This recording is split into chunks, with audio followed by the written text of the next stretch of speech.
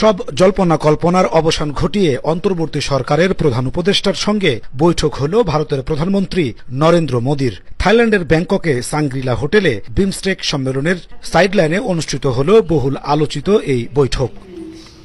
বৈঠক শেষে সাংবাদিকদের সঙ্গে কথা বলেন প্রধান উপদেষ্টার প্রেস সচিব শফিকুল আলম। জানান, বৈঠকে পারস্পরিক স্বার্থ সংশ্লিষ্ট সব ইস্যু নিয়ে আলোচনা হয়েছে। কথা হয়েছে শেখ হাসিনাকে ফিরিয়ে আনার ব্যাপারেও। ভারতে বসে পতিত স্বৈরাচারীর উস্কানিমূলক বক্তব্য নিয়েও কথা হয়েছে তাদের মাঝে।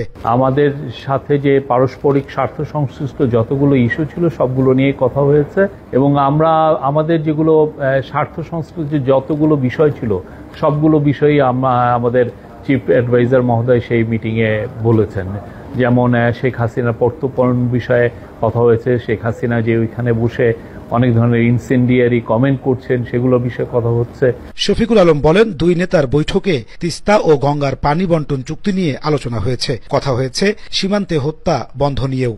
বর্ডার কিলিং নিয়ে কথা হয়েছে। আমাদের দুই দেশের মধ্যে যে গাঞ্জেস ওয়াটার ট্রিটিটা আপনি জানেন যে নতুন করে এটার এক্সপায়ার হয়েছে, নতুন করে ট্রিটিটা হওয়ার আবার কথা হচ্ছে এবং তিস্তা ওয়াটার এগুলো সবগুলো নিয়েই কথাবার্তা হয়েছে। আমি বলবো যে মিটিংটা খুবই কনস্ট্রাকটিভ, প্রোডাক্টিভ এবং ফ্রুটফুল হয়েছে। বৈঠকটিকে ফলপ্রসূ ও গঠনমূলক বলে মন্তব্য করেন প্রেস সেক্রেটারি।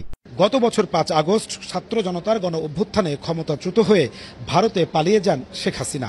সেখানে বসেই তিনি বাংলাদেশের বিরুদ্ধে ষড়যন্ত্র করছেন বলে অভিযোগ বাংলাদেশের অন্তর্বর্তী সরকারের। তাই সরকারের তরফ থেকে ভারতের কাছে চিঠি দিয়ে শেখ হাসিনাকে ফেরত চাওয়া হয়েছে। তবে তাতে সাড়া মেলেনি। ফলে দুই দেশের যে সম্পর্ক তাতে বেশ টানাপোড়েন চলছে।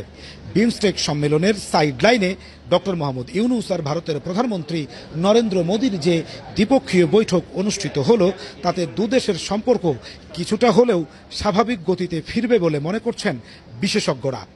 নাজমুস সালেহী, সময় সংবাদ, ব্যাংকক, থাইল্যান্ড।